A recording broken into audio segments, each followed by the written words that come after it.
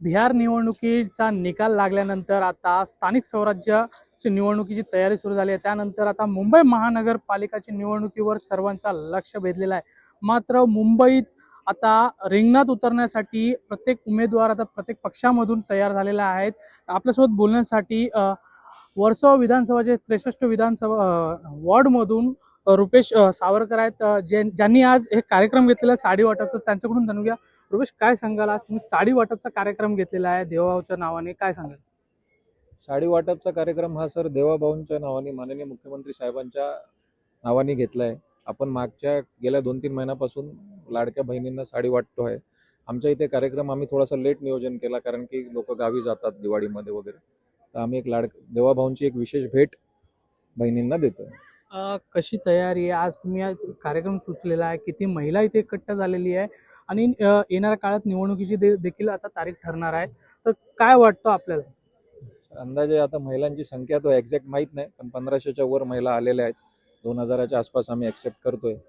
फक्त एक भावाची बहिणीला भेट म्हणून आम्ही हा कार्यक्रम नियोजन केला आहे आणि आमच्या पक्षाचे काही योजना आहेत जे त्यांच्यापर्यंत आम्हाला पोचवायचं आहे, हेच एक कार्यक्रमाचं नियोजनाचं महत्त्व आहे। भाजपचा युवा नेतृत्व म्हणून तुम्ही काम करतात आहे। येणाऱ्या काळात आता उमेदवारी देखील जाहीर होणार आहे, तर भाजपमधून तुम्हाला उमेदवारी देणार आहे काय? कशी चर्चा तुमची झालेली आहे का? वरिष्ठांशी बोलणं झालं आहे का?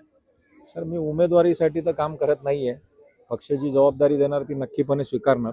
मी एक कार्यकर्ता म्हणून काम करतोय। पूर्ण विधानसभेत प्रत्येक वॉर्डात काम करतोय। जिथे महिला आहे तिथेही करतोय, जिथे जेंट्स आहे, ओपन आहे, कुठला वॉर्ड बघून कार्यक्रम नाही करत आहे किंवा कुठला वॉर्ड बघून मेहनत नाही करत आहे। मी पूर्ण विधानसभेला काम करतोय। लोकांची समस्या जाणून घेण्यासाठी एक स्कॅनर तयार करण्यात आलेला आहे, ते स्कॅनरचा मागचा कारण काय? लोकांचं डायरेक्ट थेट समस्या पार्टीपर्यंत पोहोचला पाहिजे, आमच्यापर्यंत पोहोचला पाहिजे।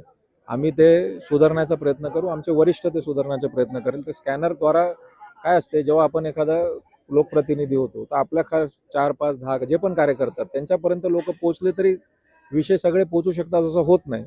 थेट स्कॅनर असला तर कोणीही, आपल्या सगळे मोबाईल वापरतात, त्यांनी स्कॅन करून आपल्या समस्या डायरेक्ट थेट पोहोचवायचे। त्याचं नियोजन आम्हाला एकदा ते पोर्टलवर आलं की आम्हाला त्याचं सोल्युशन देणंच आहे। काय वाटतं, शेवटचा प्रश्न आहे, काय वाटतं की जर उमेदवारी जाहीर झाली आणि उमेदवारी देण्यात आली तर कशी तुमची तयारी असणार आहे?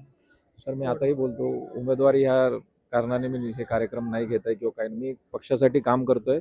पक्ष ज्यालाही उमेदवार देणार, कोणीही असणार, बट त्यांना मदत करायची, त्यांना निवडून आणायचा आपण प्रयत्न करणार।